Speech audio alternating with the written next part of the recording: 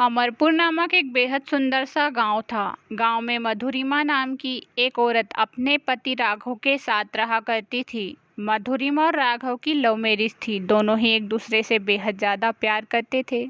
लेकिन यह बात राघव की माँ को बिल्कुल अच्छी नहीं लगती थी, क्योंकि मधुरिमा उनको बिल्कुल भी पसंद नहीं थी। राघव अपनी पसंद से लड़की लाया, उसकी माँ को मंजूर नहीं था। एक दिन की बात है जब राघव को किसी कारण से गांव से बाहर जाना पड़ा।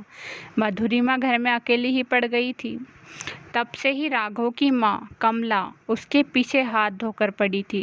जबरदस्ती उससे काम करवाती थी और उससे हमेशा लड़ने के बहाने ढूंढती थी। मधुरिमा हमेशा उससे एक ही बात कहती थी, माँ जी आप इतना गुस्सा क्यों करती हो? आपको पता है ना आप मेरी माँ जैसी हो। मैं आपकी बहुत ज़्यादा इज्जत करती हूँ, इसी वजह से मैं आपसे लड़ती नहीं हूँ। मुझे अच्छा नहीं लगता आप इस तरह से मुझसे बातें करें। अरे तू कहीं कोई महारानी है क्या जो मुझसे ऐसे बातें कर रही है? तेरी हिम्मत कैसे हुई?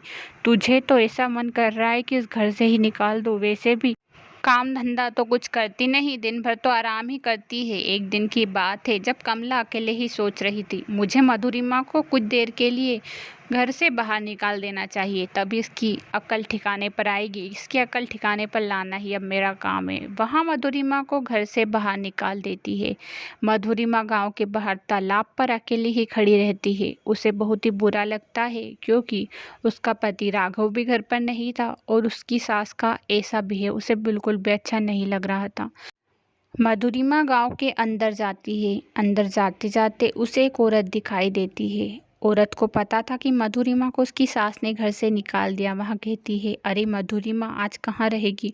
तुझे पता है इस गांव में एक चुड़ैल घूमती है, बहुत ही खतरनाक चुड़ैल है, उससे बचकर रहना। वैसे भी आज रात के लिए तुझे गांव के बाहर ही रहना होगा। अरे क्या बातें कर रही हो? चुड़ैल से तो मुझे बहुत डर लगता है। तुम कैसी बातें कर रही हो? मेरे सामने ऐसी बातें कर दी, अब तो मेरे लिए रात गुजारना मुश्किल हो जाएगा। अब मैं क्या करूँगी?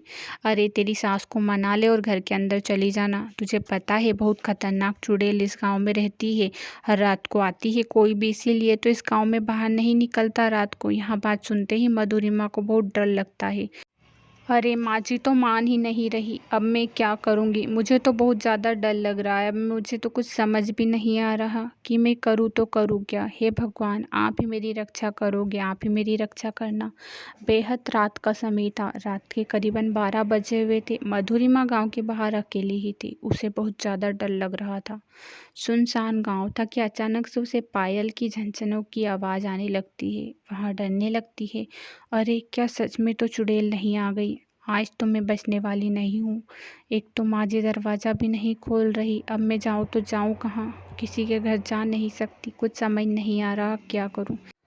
चुड़ैल एक घर की तरफ से आ रही थी। यहाँ सब मधुरिमा देख रही थी। मधुरिमा को और भी ज़्यादा डर लगने लगा। इतने में चुड़ैल उसके सामने आ खड़ी हुई और कहने लगी, अरे तुम कौन हो? तुझे पता है मैं इस गांव में हर रोज़ आती हूँ। कोई भी मेरे डर के मारे घर से बाहर नहीं निकलता। एक तू ही है जो मैं गांव को बाहर देख रही हूँ। तुझे तुझे पता है मेरी जिब्बा बहुत लगती है, मैं तोतली चुड़ैल हूँ।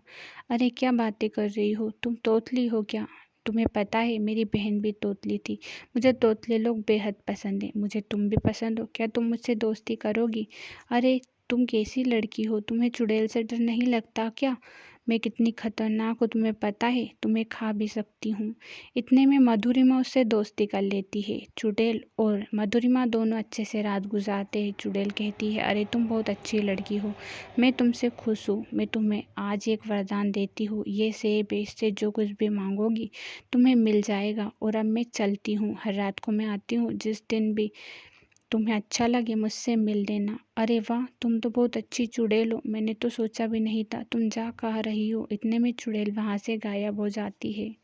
मधुरिमा सेब पाकर बेहद खुश थी और वहाँ सेब से एक बड़ा सा घर मांगती है। दूसरे ही दिन गांव में सबसे बड़ा घर मधुरिमा का ही होता है। एक हवेली एकदम से बन जाती है। मधुरिमा उस घर में देखती है, अरे वाह ये कितना सुंदर घर है।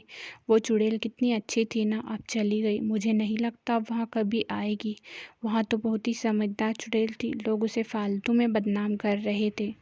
इतने में जैसे ही उसकी सास को पता लगता है कि उसकी बहू मधुरिमा का बहुत बड़ा घर बन गया है, वो भी अचानक से बात समझ नहीं पाती है।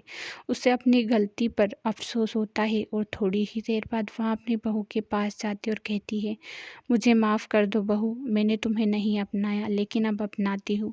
मुझे अपनी गलती का एहसास है।